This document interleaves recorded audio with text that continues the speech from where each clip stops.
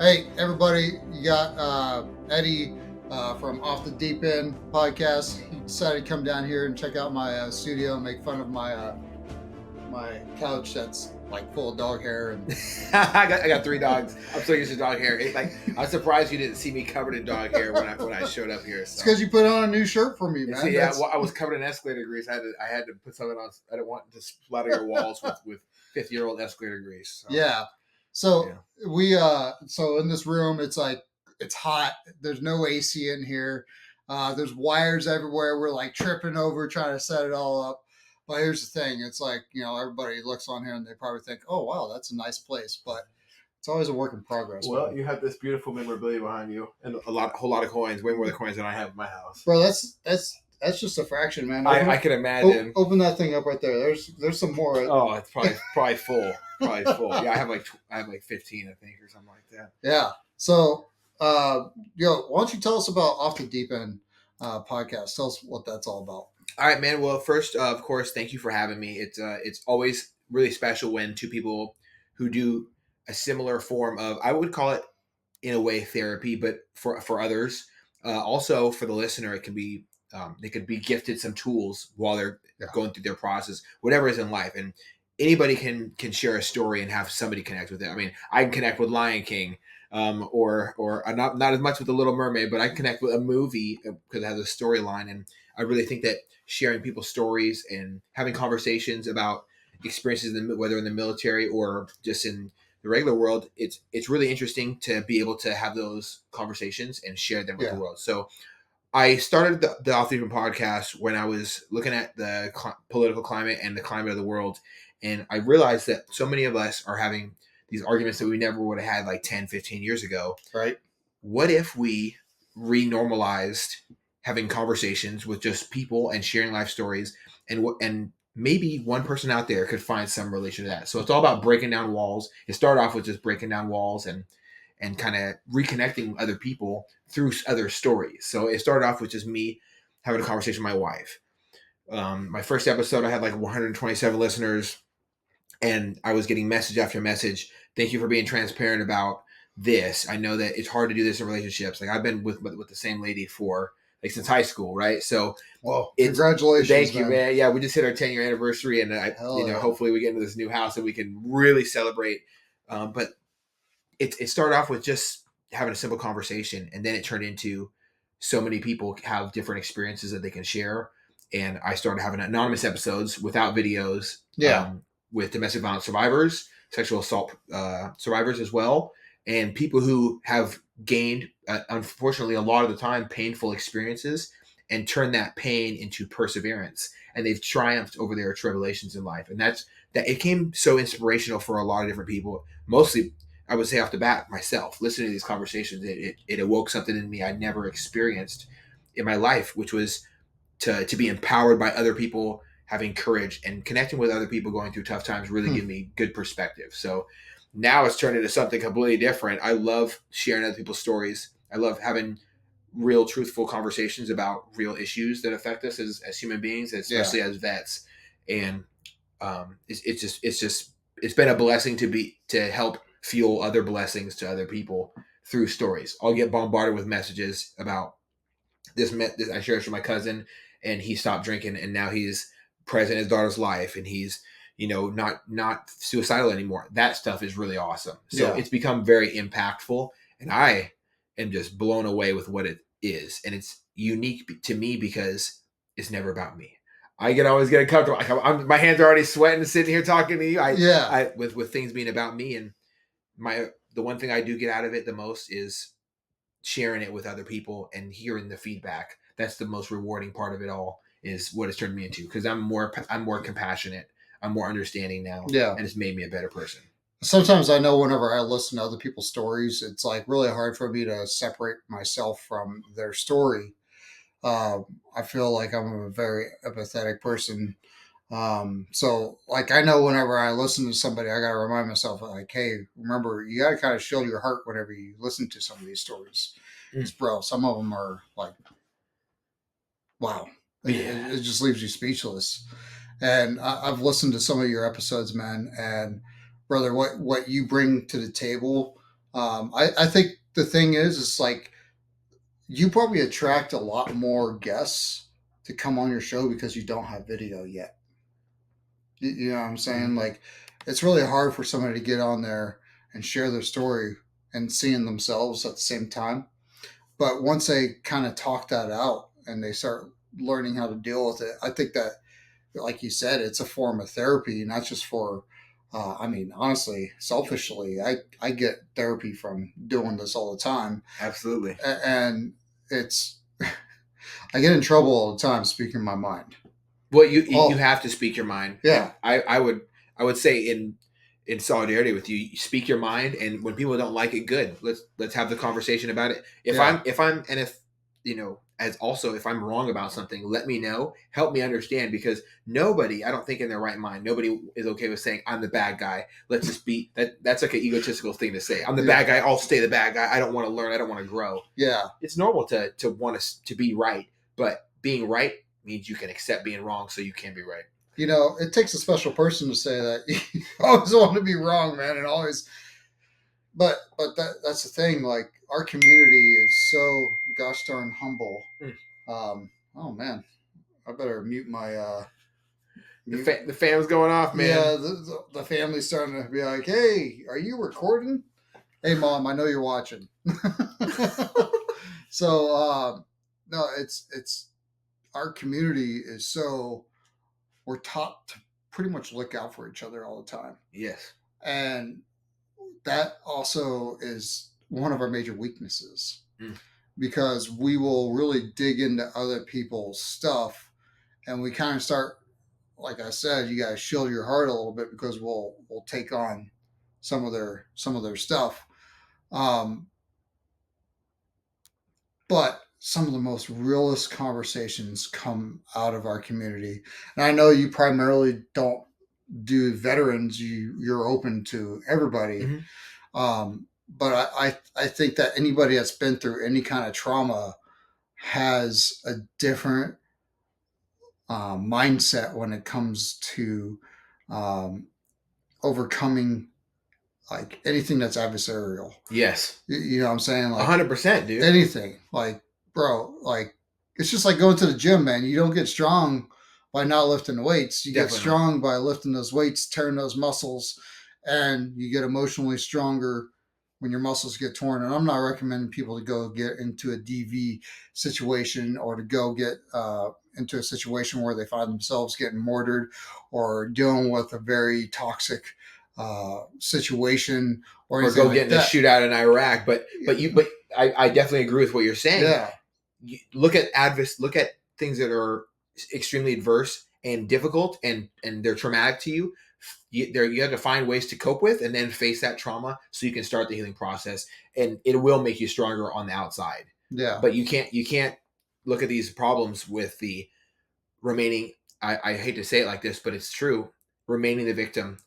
There's a beautiful point where people can get to after being a victim of a situation. They can become the victor when they look at it like this is an obstacle or a hill for me to climb, instead of looking at it as this. It's never going to make the problems go away. And I'm not trying to put to be disrespectful to people who've experienced things. I've experienced horrible things. Yeah. But I look at that now as a piece of now that I've healed in part from those things, because you never really lose all your scars, but you can put some Neosporin on you emotionally. Yep. and learn to cope by experiencing other people's situations. That might help you understand and process things a little bit better, so you can look at it as this is something I'm working through, or something that I've gone heads up with, and now I'm in the healing process. Yeah. And that's where I find the most beauty from stories. Just like you said, going through traumatic experiences, it can look daunting. It can look very intimidating, but there's never ever a bad time to just keep going. Or there is always a bad time to quit on your dreams or your life, or stop it from continuing. And it is always a bad time to quit on anything that you look at. So, if your story doesn't have, it's like Miss Rachel said, your story doesn't end here. It really doesn't. Yeah. I'd love to tie her in. Shout out to her for the great work she does. Oh, she does fantastic work. Rachel, your story does not end here. Yes. Podcast. Rachel's phenomenal. 100%. it was such an honor to be. She invited me to come onto her podcast. And I shared some of my story, man. And every time I share my story, which I haven't shared my full story, not even on my own platform. And it's funny how it's way easier to do it when it's on somebody else's platform. Um, and I didn't share the entire story, but I shared a good portion of it. And one day, guys, I will share uh, my entire story, so that way you can get a better understanding of why I do what I do. I'm gonna have to do the what my wife's mom did and take over your podcast and interrogate you, because that's what happened to me for me to get going. It's like it's like episode 5 of Service and Sacrifice. It's like the veteran group part of it, and I got on there and I was like, oh my goodness, well, my hands are already sweating, and she was just laughing and she pressed record and then we started, and I was about an hour in, I stopped feeling so shook up, and so it was really awesome for me to be able to experience that with her. It also brought us closer together, because there's so many things that when you do share the story, there's so many things that rise to the top. When that water starts to boil, you start to feel that heated feeling of, oh, I'm getting uncomfortable, or this, I'm starting to feel a little bit anxious. Yep. The first couple steps of that are not easy, but after you start getting into your groove of the flow of the conversation, that starts to disappear, and then things rise to the top that you never experienced, that you never thought that you'd share with people, but you do, and then it becomes more beautiful by the second. Yeah. So one of the fun things about podcasting and doing these live views and stuff like that is you gotta do all the comments and all that stuff on there. Remember when I first started, I was like, hey man, technical difficulties right away. So the program I use, I had to go in there and change. I'm not sure if you saw, we weren't even streaming live on Facebook. Oh, okay. So that's what I had to just fix. Okay, well, if we're on Facebook, I got to make sure not to say anything inappropriate. I'll be good. I'll be good today. It's all right, man. I'm probably already shadow banned already. Okay. Well, we're going to keep rocking then with that. But I do agree with what you said 100% about it. Vets have a certain level of understanding that they can understand. Yeah. Whether I find it very easy to connect with people, even in the Coast Guard, and it's very alarming to me when they can explain some of their parts to me. Shout out to the Coast Guard. I got to talk my shit, but you have these connections where, oh man, dude, I had to deal with this, man. I was out there on the water, and these huge waves. We were rocking. Everyone was getting sick. Nobody had gone on ever rough seas or whatever. And I love hearing this Coast Guard story about how everyone was getting sick and getting nauseous and throwing up and stuff. And I'm losing it. I'm spitting out my drink talking to this guy from the Coast Guard, because I never saw someone who he was joking around about the Navy, and I was like, I was letting go, because normally I don't get normally annoyed or whatever. Well, the Coast Guards, man, they're on a little tiny ass boat, so they're like getting tossed everywhere. Us in the Navy, I mean, we do have our small ships. But, when you're on a carrier, bro, it's like smooth sailing. Mm-hmm. Except for at night, you're like, man, I hope they hit a storm, because, bro, it's going to be the best sleep you ever got. The best sleep. I know that definitely every single person who's been in the military knows what they have, this crazy best sleep story. I think my best sleep was, we were doing, it's called the worst day ever. So you have like a super late night watch, and then you got like men overboard, or unrep, men overboard, general quarters, and then you have another watch section like right at the end, because the watch sections shift. And so you're up for like, if I don't know how many days, it's a very unconventional thing, because you're not getting the adrenaline rush and all these things. You're doing practice stuff, and maybe you're on the 150-degree heat. Yeah, go Navy, fly Navy. I love that right there. Yeah, that is true. There we go. So, what's up, Josh? So you're out there off the coast of Iraq and stuff, doing in 150-degree heat, doing unreps. Yeah. And so you're spent all day, you're just sweating. It's completely nonsense. Are you part of the pallet party, bro? No, I'm not. I was running the actual rig station. Okay, so your boss was made, so I was able to, I was orchestrating. Were you above? Did you get the good spot, or were you down below? I was down below, sweating the whole time. And you know what? Don't get the double dragon while you got to do unwrap. That's a bad day. Nah, dude. Yeah. Oh, bro, double dragon, man. In the heat, no good. Yeah, man, double dragon, bro. Before COVID was ever a thing, double dragon would take down an entire ship, bro. Double ship, one by one. No one was safe. You could stay away from everybody and still get it. I definitely think it was airborne, and I think it lives in the ship. Yeah, I'm 100% sure. It only comes out whenever you hit good ports. Oh, definitely. Yeah, I started getting like 10 things of Pepto-Bismol and digestive enzymes and all sorts of stuff to make sure I could process food coming through me. So, I don't know, man. It's something I got to work on, finding a solution. Maybe I should just quit my job on escalators and be a scientist and try to help people's stomach. Yeah. Oh, look, hey, Yogi's out there. I know Yogi's doing some awesome stuff. Let's go, Yogi. So let me ask you this then.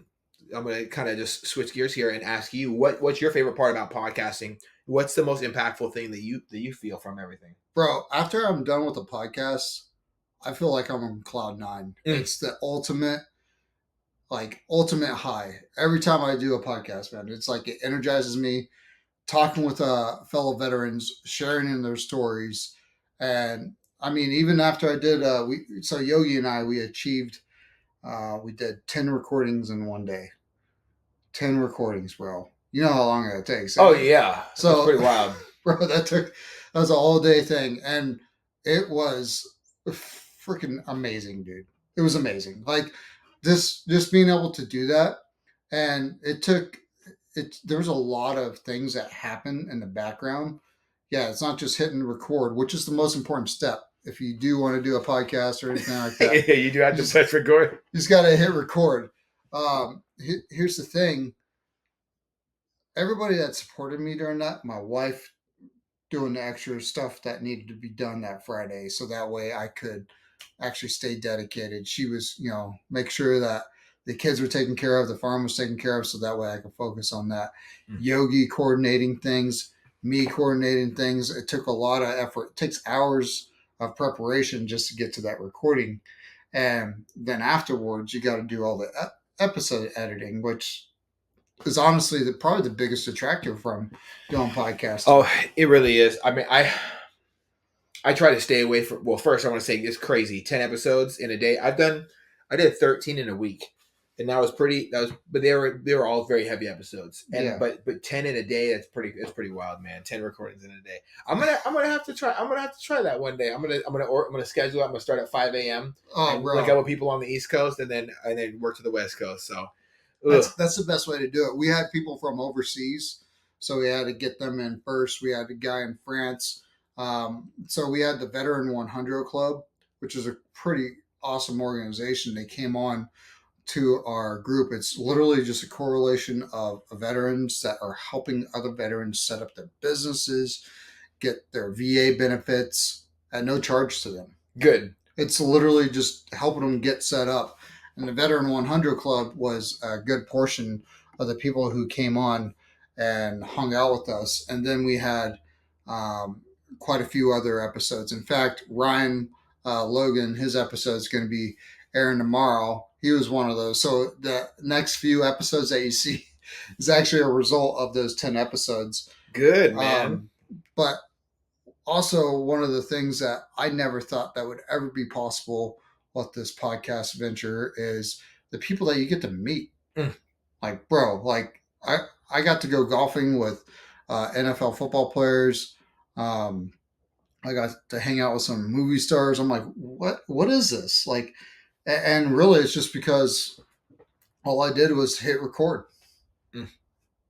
Hit record and tell people about it. People are interested in hearing other people's stories. And it's not like I'm sharing, it's not like Chris is coming up on the mic and telling his story over and over again, because, geez, I'd probably punch myself in the face over and over again. But it's when it's a whole bunch of our brothers and sisters that served and they're sharing their story. That's just like, it lights me on fire every time I hear that. I love that, dude. I'm going to start using that. Lights me on fire. Well, it definitely lights me on fire to interact with people. I think every single one of us humans craves interconnectivity. And you talked about meeting movie stars and people, athletes. And yeah, I think it all comes down to everyone's craving this connection. And I think we find one of the strongest connections and strongest bonds in the military. Yeah. I don't think I'll ever have a relationship as a friend with somebody as tight as I made in the 4 years of being stuck with somebody for 4 years, these people can become your brothers and your sisters. And yeah. I really felt overwhelming sense of family with them, stronger than a lot of my actual family members. Because they have no tie to you. Yeah. They're sent from a different state far away. They don't have anything to do with you other than they sign that same line. Yeah. And every time I hear about somebody who did sign that, I know this is someone I can at least kind of trust. This is someone I can kind of at least depend on. At least they had the same idea as me. And I think we crave that.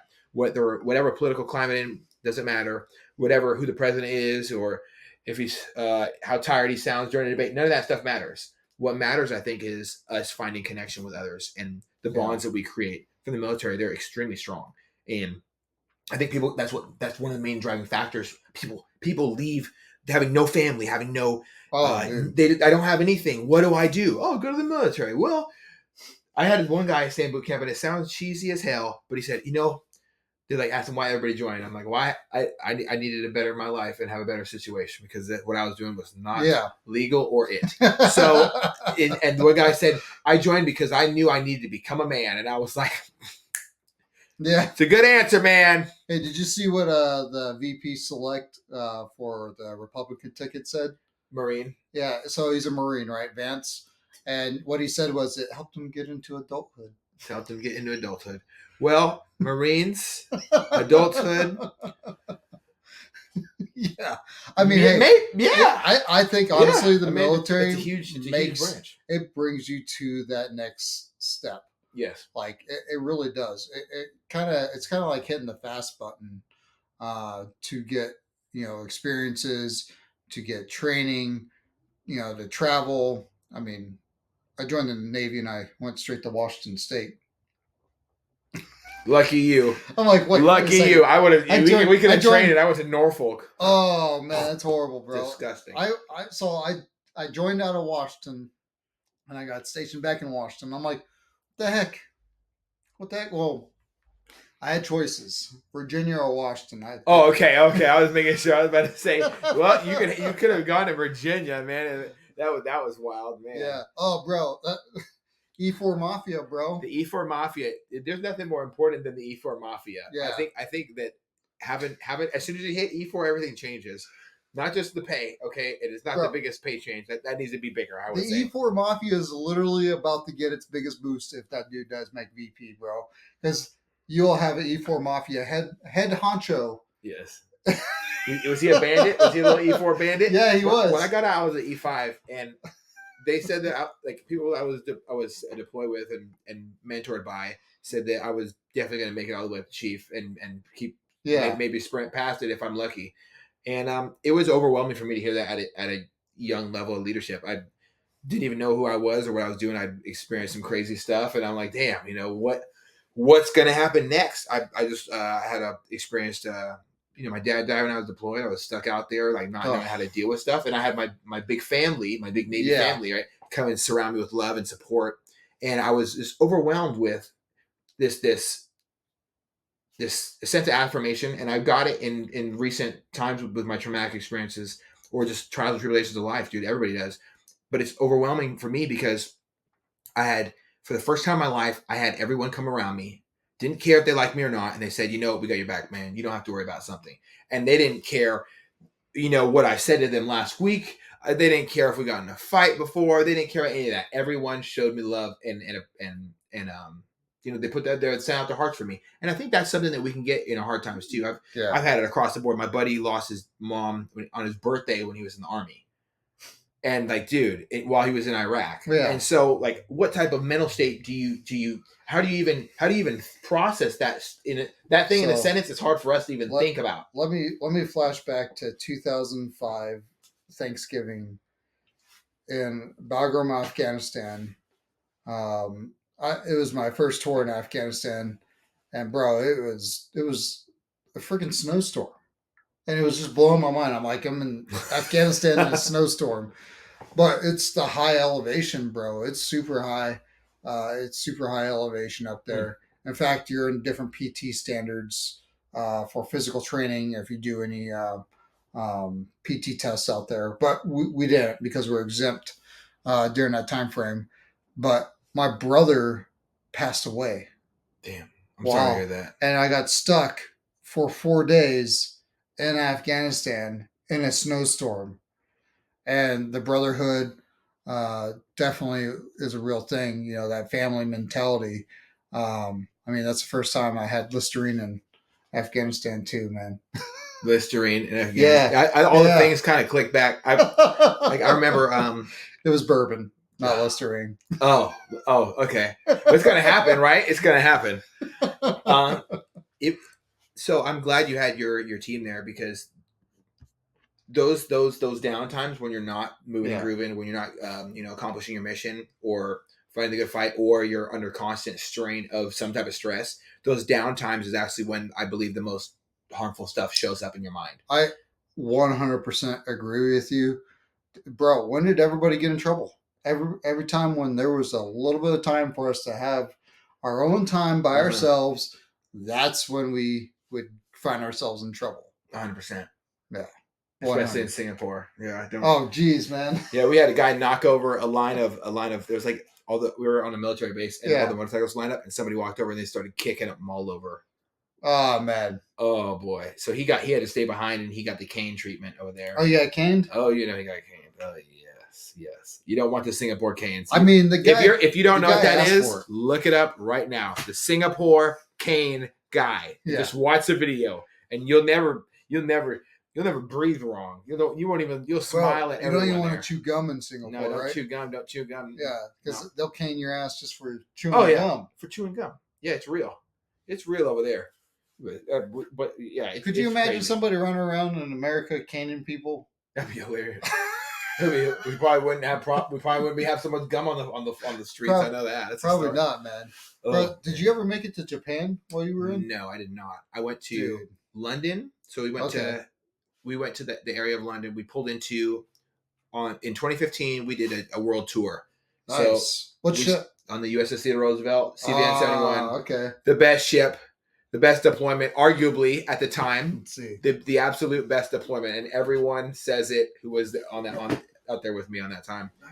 People on other ships were like, "How do y'all have so much fun?" Like it was wild. So So USS Theodore Roosevelt, we pull out of the yards after all these workups. We were getting run ragged with these workups. The ship kept breaking down. We almost got stuck. I think I got one right here, man. You got one of them coins? I think I do. From the Rosie? Big stick. Yep. Yeah, that's it right there. Oh, that's a blast from the past. Look at that bad boy right there. That's wild. Bro, big stick.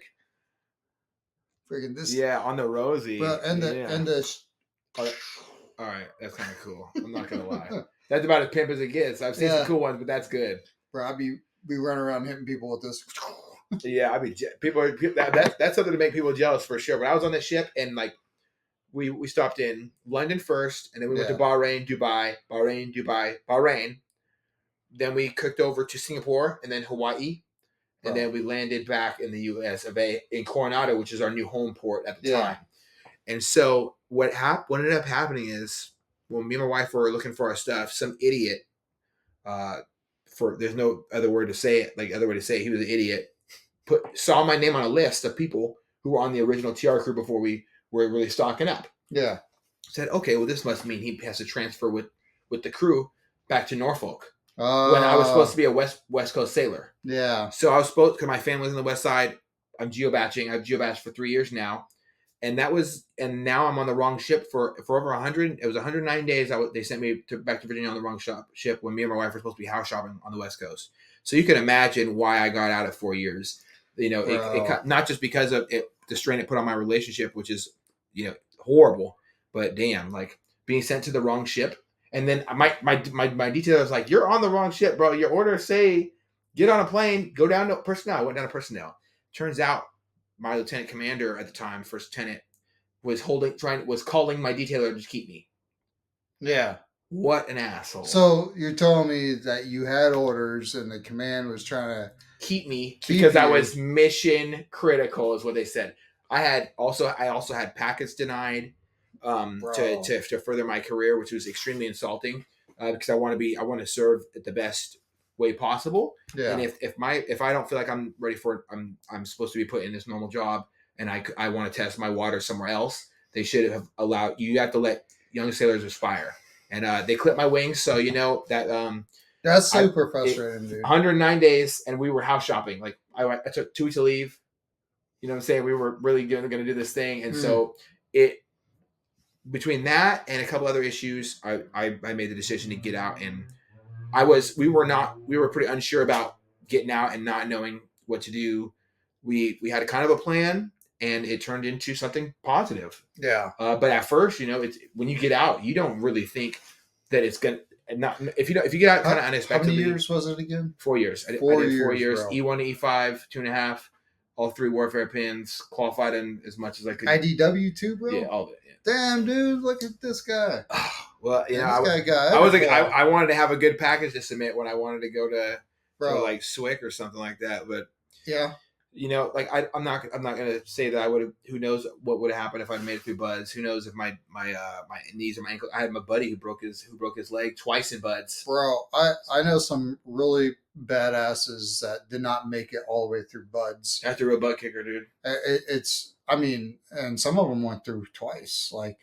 And the ones I go back through twice, bro, mad props for yeah, wow, it's a significant heart for freaking sticking it out, man. And I got some friends that are on the boat teams, man, and those guys, oh my goodness, those guys have. He sends me pictures all the time. He's like, "Hey, bro, check out my picture in the office," while he's like dropping out of the airplane. I'm like, "Come on, man, I hate you right now." Yeah, and that stuff's sick. I mean, like, I've got when I looking to further my career, it would be you go to the gym at midnight on the side of the aircraft carrier, and you'd see me running on that kind of that beautiful art treadmill, sprinting, and doing high intensity training. And after working all day, I was really, really trying to get in the best shape possible. And I didn't have any idea what I was doing as far as fitness back then. And, it was just really unfortunate that bad leadership can run people out of the military. And we're seeing right now a horrible crisis. It doesn't take an expert to know what the problem is. We've seen the news articles, lower your standards. The standards are low already. The standard of leadership has been extremely low. We're losing amazing people like BMCS Brontes, Senior Chief Osbury. People, they don't make chiefs like that very often. And I really love the fact that I was around leaders in tough times for me. Yeah, that gave me tools that I'm still using today. Yeah. Hey, Yogi, hop in. Wait, you didn't call me in. What about me? Tag. Tagging you. Tag. What's up, man? I walked in at the best time. I love that. As a matter of fact, the guys from Atsugi yesterday, I'm not gonna name drop them, but we were having a really good conversation about that part of the leadership and how a lot of the great leaders are unfortunately leaving. And then another part of it is, with the new retention tool that they created, is of the taking the senior chiefs. First, it was the master chiefs. They tried it out last year. Now it's the senior chiefs, to where what do they call it? Leadership marketplace or whatever, senior enlisted marketplace. Yeah. To where in order for you to be able to take the next rank, you have to get orders, execute orders, be at your next command before you get pinned. Yeah, isn't that crazy? That's crazy. So if you get picked up this year, right? And these are a lot of people this year. I'm not one of those, so I'm cool with it. I don't care, right? No dog in the fight on that one. But a lot of the people that picked up this year, senior chief, they're not able to get pinned and or execute that because they have to pick up a new set of orders, execute before they even get a chance to be promoted. And that's kind of unfair because, let's say they just checked into a new command. Yes. Right? Let's say they just checked in. They pick up rank. Now that command's going to lose that manning. When maybe they had a senior chief position that they could slide them in and open up that person's billet back up. I think that's nonsense. But it's nonsense. But to be the devil advocate, right? Because we're all about having different perspectives. I say that that's also a very smart move, due to the fact that some of the senior enlisted and not even just senior enlisted, just all ranks, right?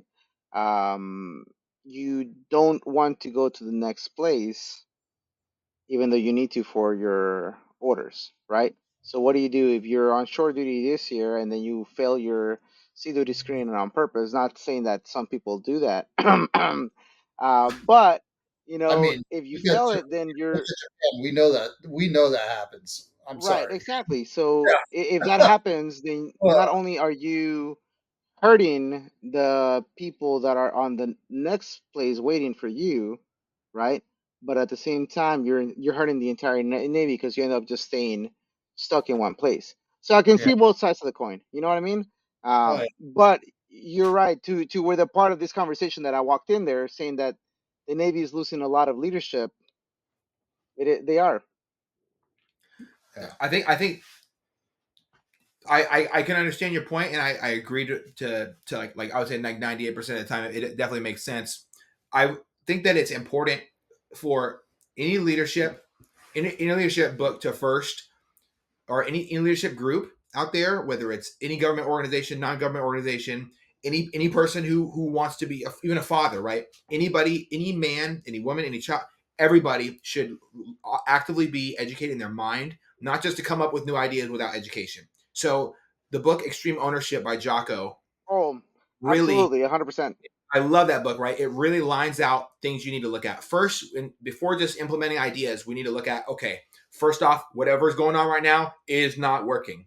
Let me ask. A big part of being a leader is understanding that your subordinates are going to have much better ideas if you're not actively involved. If you're in the Pentagon, you're going to have no idea how to deal with veteran suicide or active duty sailor suicide. And you plugging and playing ideas and not worrying about beards and and oh, here's a new uniform to solve your problems, or telling people to lower their standards as some people have done in the past, is not necessarily going to be an effective solution. First we got to say, okay, the buck stops with me, and actually mean it, not just say it, actually mean it. Okay, and then you have to say, okay, let me ask my teams, what, instead of putting out like an anonymous thing, why don't you go out there, don't have yourself rung on, just walk on the ship and chat with the sailor on the smoke pit. Just Yeah. even if you don't smoke, grab a cigarette. I've done it before. I've gone out in my civilian clothes and I just chatted with other people from other departments. What do you like about your department? Why not? Blah blah. And I've talked to other chiefs or to chiefs that weren't mine. So that's what I meant by other, because I was not a chief. I'm not trying to lie.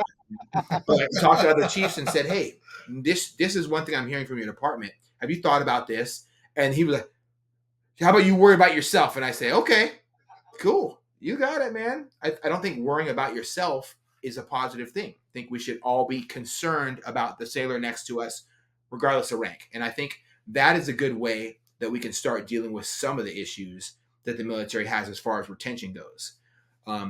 Introducing nav admin after nav admin. Unfortunately, a lot of people in the military can't even name or understand the one that came out the last month. You know what I'm saying? Yeah. Like paperwork won't always solve human problems, because we're not black and white on a piece of paper, and we're not going to stay there forever. We're not the Constitution of the United States. We're people, and we have different backgrounds and different likes and stuff like that. I think a more, not really sensitive, but a more realistic approach of, if we're having problems at a lower level with young sailors not being able to conform to our military standards, we have a problem with performance, we have a problem with morale, go to where the problem is. Ask them. Say, leadership, go to somewhere else. I want to talk to these guys. Sit down with this person. Hey man, forget the rank. Tuck in those stars in your collar and talk to somebody. Yeah. So I'm gonna flip that back to you. Not saying that I disagree, but again, being the devil's advocate, right? I love the Uh, devil's. how do you know that there's a problem if you're if the people that are feeding the problem up to you are not passing that there's a problem at all? So that's the Exactly. first thing, right? So where is really the problem at? Right? Because I mean, in leadership, what do we say, right? Leadership is part of being able to solve the problem at the lowest level possible. So that's part of it, right? So you have, regardless of rank, you have the first person that is there to gets notified of the problem, right? Yes. And we teach and we preach, or at least through my tenure and around my leadership groups, we've preached about, hey, solve the problem, but also share what's going on so that everybody knows, right? But at what point is too much information actually usable and viable, right? So Mm-hmm. with that, um, at the end of the day, we have 12 hours a day of maximum brain capacity that we can assimilate, right?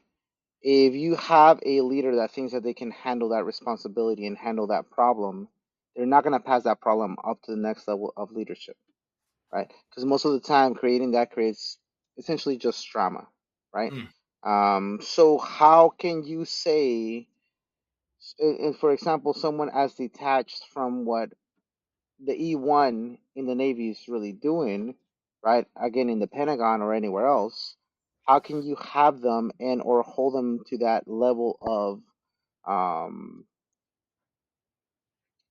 I don't want to say scrutiny, but to that level of Accountability. hey, no, not even accountability, because you're not holding them accountable, because if they don't know, they don't know. You know what I mean?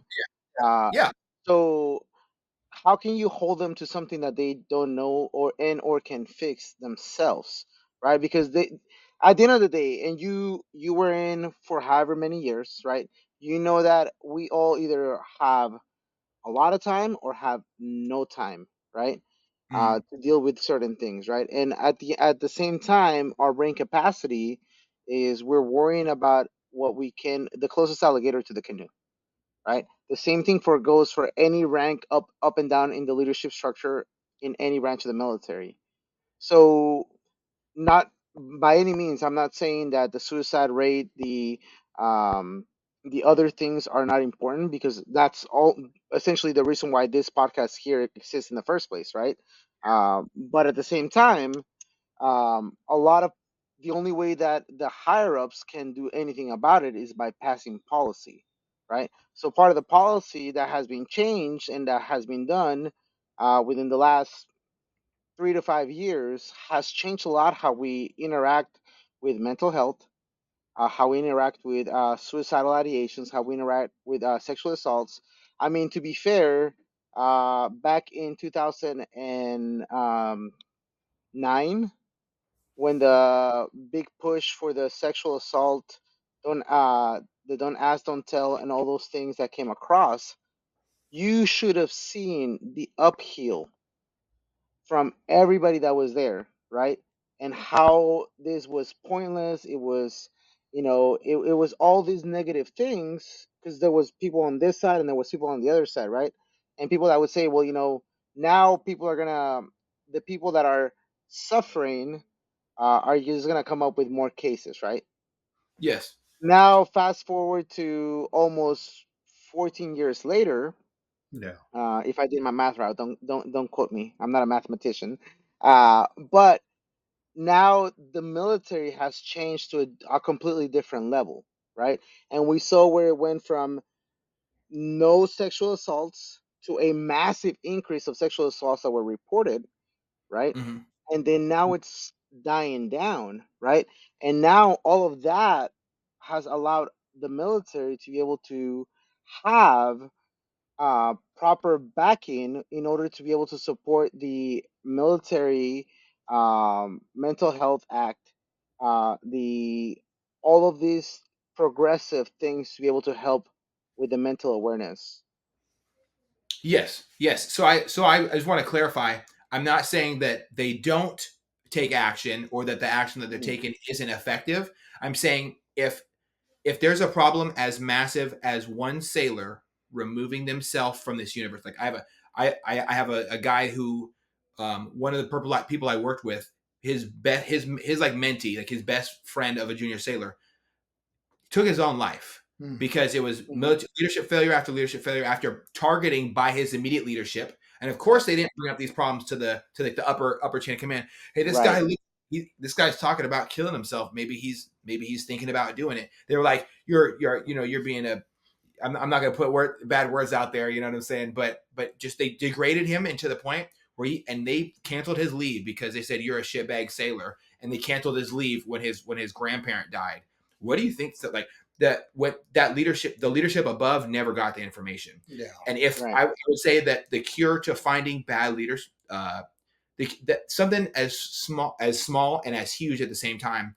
Because for some people, it's a number in an office. If they've never even been in the military, it's like, oh, this many vets killed himself, or this many military suicides there are.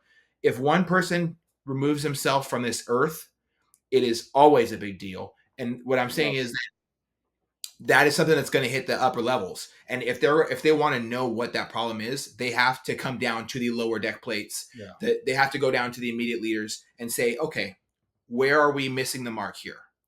Because, and I think that it's good to hit it from both angles, from the lower leadership level and at the upper leadership level. But sometimes Correct. that supervisor is the immediate supervisors are the ones always interacting with the younger sailors. And if we're having a problem with the younger sailors not wanting to live anymore, it could be something as simple as, hey, bro, come in here, come in the office, come have a seat. And they start to feel uncomfortable. Like, why am I sitting in the first lieutenant's office? Or why is the lieutenant commander talking to me who's not even in my department? Is everything okay back home? Because, I watched you walk around here. You're not making eye contact with everybody. Is everything okay? And I this is a practice that I took on. And I was just, in that E4 mafia, right? I wasn't nobody special. But me asking this little girl who just left her house for the first time, I asked her what happened. Her brother, by marriage in the family, was murdered, and they wouldn't let her go back home. God. It wasn't her immediate brother. Bro. Like, you never know what someone's going through, and that was a mental health crisis. I said, hey, let's chat for a second, when she was standing over near the railing on the back of the ship, and I've already at this point I had already with a couple people tackled somebody off the back of the aircraft carrier before taking the do not resurface jump. And like, so what I'm saying is that I don't want to come across like I'm bashing the practices. And No. But like, sometimes they're not going to ever hear about it because of that immediate leadership. And sometimes the best way to do it is to throw caution to the wind, to tuck in your collar devices and just be like, hey, everything all right, man?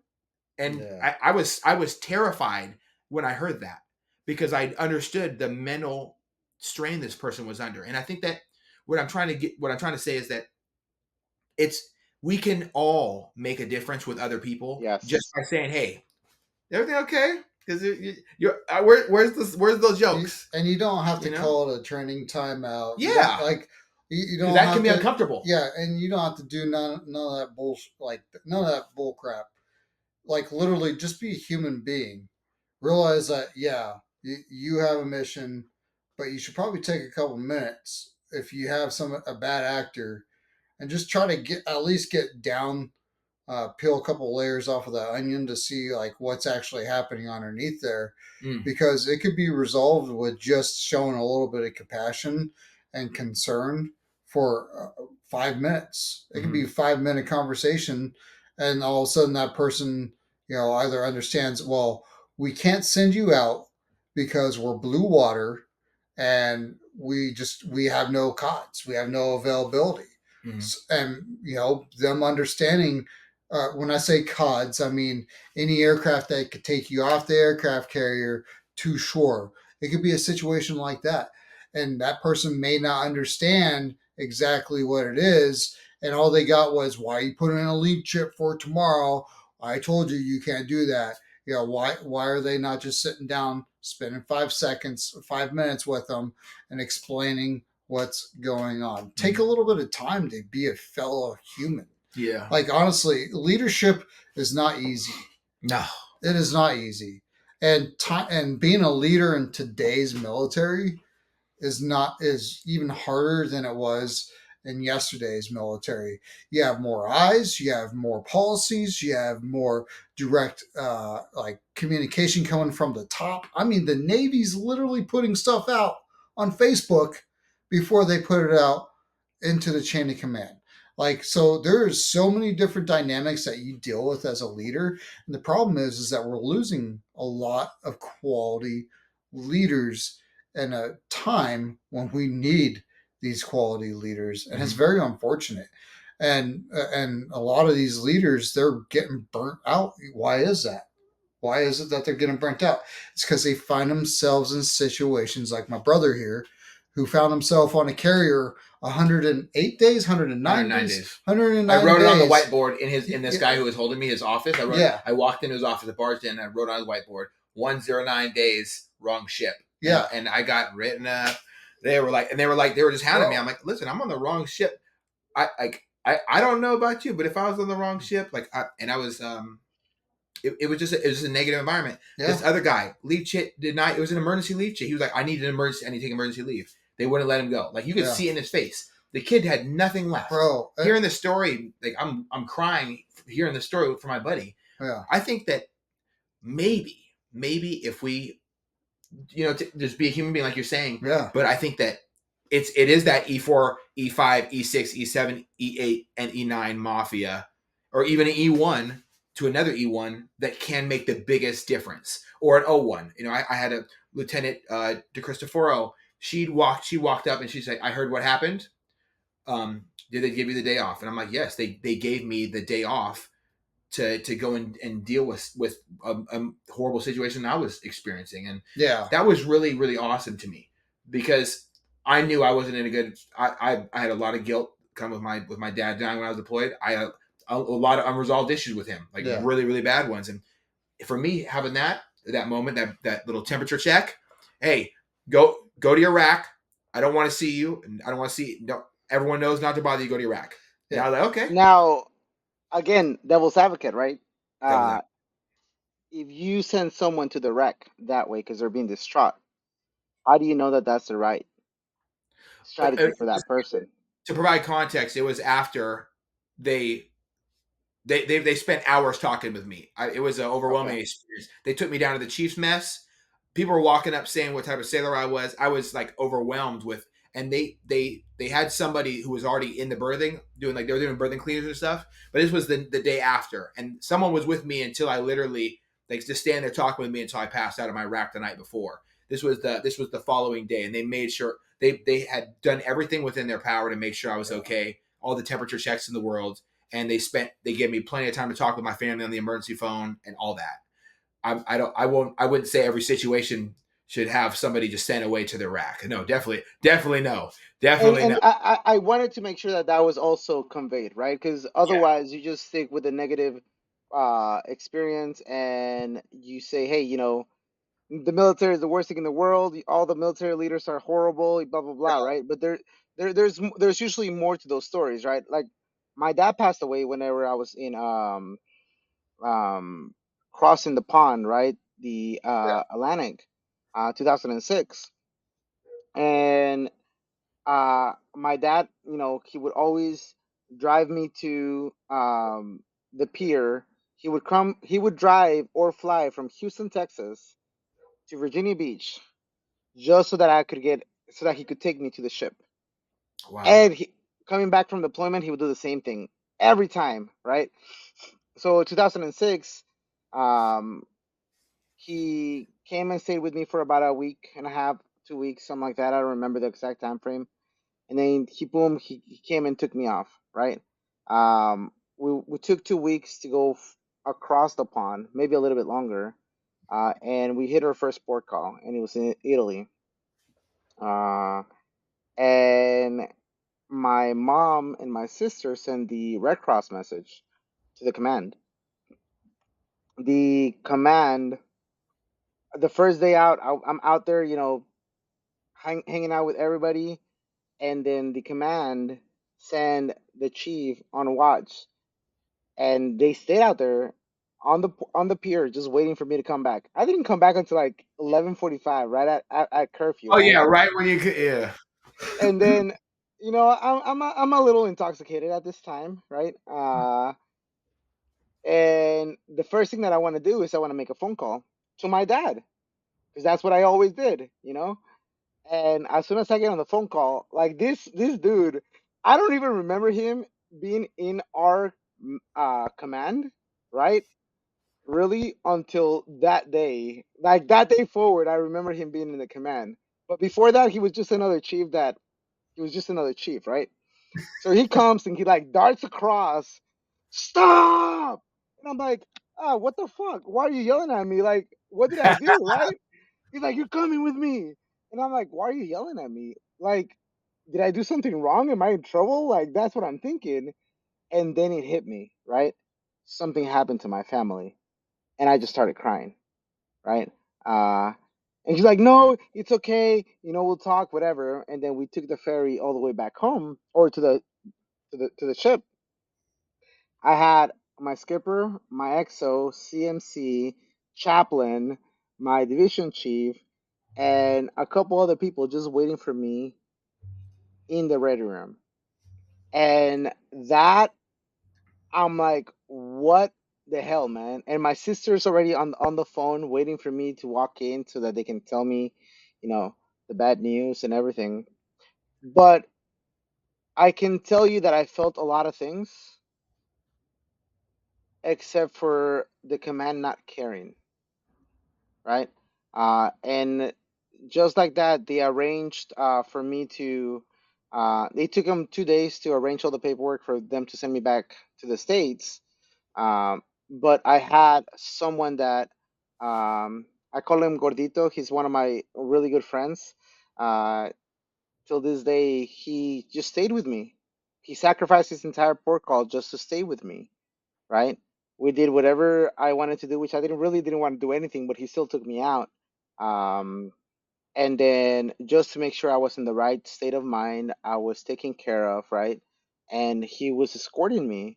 Um, so I also want to paint that picture, right? We do make a lot of mistakes, right? So the Yeah. military has thousands and thousands of people, right? Not everybody can get it right. And even when we do get it right, it's a matter of perspective. But Yeah. a lot of the times we do get it right, but nobody talks about those things.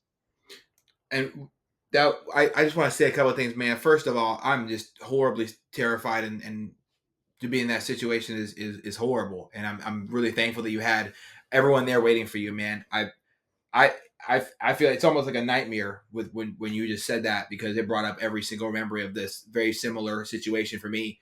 And that my whole command was my whole division. It was overwhelming. It's like that scene in Avatar where in the first one with all the blue people, they all put their hands on you, and like for the first time, and they're like, when he Yeah. becomes part of the tribe, that was Right. just hugs for me when I'd walk through places. The whole ship was talking about it, and I had people coming and telling me, and the first phone call is a terrifying feeling. I remember I can feel my hands trembling right now, just with you saying that. And I had a gordito as well, man, a special person. Not such a cool name, but but he was my guy, Andy, and we've been cool. Like he's been my brother ever since. I think that you just touched on something that we talked about earlier on the start of this, is that these bonds you create, Yeah. they can be at some points even stronger than an actual family bond, and it's so beautiful that you shared that. Thank you for that, man. Yeah. Wow. The Mr. Rostov, and here's the thing: the most positive experience that probably all three of us, we just shared something really negative, but something that's positive that came out of that negativity. That's where I've experienced some of the most positive moments. Is actually in the darkest times of my career, my situation that I'm in. Uh, but that brotherhood, that sisterhood, being part of a family that I never knew until then, they kind of taught me how to be part of a family.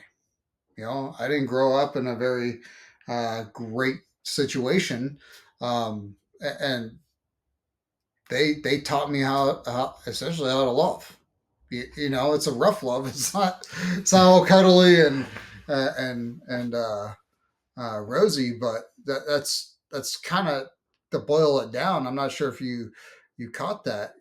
Through Yogi's time of pain, he had people loving on him. Through Eddie's time of pain, he had people loving on him, and I have very similar stories of being in a really bad way. One of my brothers, and I say brother because we served together. I was his LPO, which is the leading petty officer, David Popper. He passed away, and it devastated us, man. It absolutely devastated us.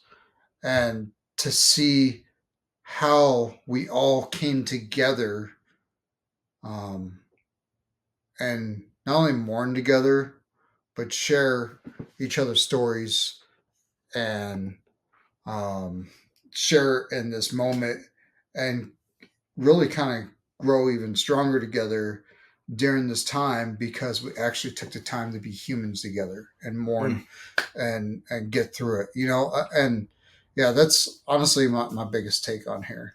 I want to add to that, right? We go through a lot of challenges in the military, uh, and I think that's also part of what makes us resilient and stronger overall. And that's why whenever we leave the military or as we leave in the military, um, that's something that we miss and we share, right? And that we're all in it together, whether it's for better or for worse, right? We are dealing with a lot of experiences that only make us stronger of who we are, and because we're sharing that experience. And you know for a fact that even if I don't like you, right, I can lean to you and say, hey, dude, like, I'm having a really bad day. And 9 out of 10, someone's going to take the time and say, hey, what's going on? Like, I might not like you, right? I might think that you're, whatever, but they're gonna take the time and they're gonna ask, right? So I think that conversation is a two-way street. Yes, being for the longest time in the Chiefs mess, we said intrusive leadership, right? It's going in there and asking the people the questions: How are you doing? Why are you acting differently? Knowing your people. To me, that's not intrusive leadership. To me, that's what leadership should be about, right? Yeah. Getting to know, for better or for worse. I might not like Chris, you know, but I knowing him. Wait, was hate that too soon? Too forward? He sends me but hate mail all the time. but knowing who he is as a person and what pushes him, motivates him, and hurts him, and also allows him to be more successful. That's what leadership should be about, right? Not just titles, not just ranks. It's being able to share that. And with that, we're able to convey a better version of any message. And we're able to not necessarily suffer, but share the weight of those positive and or negative experience across all of us, right? Yeah. We talk about if one person carries the burden, it's huge, right? Now, if on the other hand everyone takes a little bit of that burden off that person, it becomes a lot less, and we become inclusive. 100%, brother. Yeah. I love the way you said that. I totally agree. I think that it's essential. It's essential for us to, like I said before, tuck in those collars sometimes and really get to be around somebody. I doesn't matter if they're from New York or if they're like a different football team or whatever. Human interconnectivity is something that we naturally strive for, and I think that having our social media and having phones and stuff like that disconnects us as a society. It's Oh yeah. conversations like these that really where we can kind of peel back the layers and be the devil's advocate and see different sides of things. Everything, like, to me, I say all the time on my podcast, like, perspective is so important to me. And Yeah. the whole reason of me having other people on is not so I can be my own echo chamber. It's so I can hear their story. Someone surviving domestic violence or surviving sexual assault and becoming an advocate for other people, or teaching ladies who experience DV after almost dying how to shoot guns, or somebody overcoming severe mental health issues and trying to take their own life and still being here today and spending the rest of their time after the military service serving veterans. Those are the things that empower me to want to be a more loving, compassionate, and caring individual. Yeah. And I think that is up to wrap up Mr. Rustuf's question. that's what my favorite part of the military was, the perspective that I gained from amazing, phenomenal leaders and also bad ones too. So I could understand what not to do. I would never treat other people the way that I saw people treated poorly in the military. And the good stuff, I talk about it all the time. Like it's happened yesterday. Yeah. Well, I like the part where Yogi said I'm the better podcaster. So we can end it on that Wait. I'm glad that this is recorded because that never happened. So let's go back and retrace the steps, okay? note. Let's get the What did you not information say? accurately. What did you not say? I just need him to say it back in there. Okay. Yeah. I don't tell him though. Okay. Okay. What did I not say, Yogi? You didn't mention how awesome I am today. That's what you didn't mention. Hey, I don't really understand this question. It says, "What do you mean about the military members?" Oh, so the question is, um, about the military members not using their phones all the time. There's a I'm a little passionate about this, right? I see both the good and the evils on both of them, but I see more a little more evil than good when it comes to this question, right? The most of the ships, because of even before the COVID crisis, but especially because of COVID, they have internet access across the galley and or the hangar base to be able to Oh, walk around with your phone and It was connect with good, your people. you and fall off a ship right there, man. I tell you, you good, fall 7 and it decks was down, bad. dude. Right. It was good, and it was bad. Yeah. So the good thing, yeah, I say the good thing about it is that you do have more, you're not fighting over the resources of a computer, right? Yeah. Because you're walking around with your phone and you're able to reach your family and your friends, and you're actually able to study if you want to, be proactive, right? Your life doesn't just necessarily stop. The bad thing about it, from my perspective, is that because you're not able to necessarily plan ahead, you can leave things to the last minute, so that enables bad um bad behaviors. Number two, you're not able to disconnect from the media circus that goes on, and you're not present in the moment. You're literally living two lives, one present on the ship and then the other one back home ish and or um through the internet, right? And you're not able to really focus on what's going on there. Um, again, junior sailors, senior sailors across, they have noticed a huge change on the professional standards decreasing, because all the time that if you had no choice of focusing on your military professional career while you were deployed, now you don't, because now you have that escape of going into whatever social media outlet, right? Instead of focusing on bettering yourself because you had no choice because you were bored, and that was the best thing to do. Yeah. I think we could really spiral into this, and I'm I'm a big advocate for loose lips sink ships, and the problem with that, Operational security. yeah, I think it's really big operational security risk. Though I think that there should be some kind of way, and the Navy's been kind of, I know the Navy and other branches have actually tested it out where they gave their recruits tablets when they first. There was a couple test beds on this where they gave them tablets as they were going through boot camp, and I mean, if these devices were monitored and if they were managed, they wouldn't work. Yeah. They would never work. They would never work. Dude. They would never work. But the thing is like I'm so torn because I really did appreciate being able to FaceTime my kids. Oh, yeah, it's priceless. Bro, I was able to FaceTime my kids, but here's the thing, like I worked my ass off, dude. I worked 18-hour days. I wasn't goofing off. Whenever I got a break, like I mean, some days I didn't get a break, but whenever I did get a regular lunch break or regular dinner break, that was my time to be able to go connect with the family and also require substance. And I got qualified on tons of things at the same time. And it's really about priorities. But I am also from the mentality of old school leadership, old school Navy, and all that stuff. Hey, I gotta go. Yeah, you're out of time. I'm out of time. We hit 110. We're 10 over. Yeah, we're 10 over. I gotta go pick up my my kiddo. So Yogi, thanks for hopping on here, dude. I know I short noticed him. So we're gonna have to do this again. Yeah, we're gonna have to do this again. Absolutely, let's do it. We're gonna have to interrogate him about his story. Which one? You gotta be careful when you say that.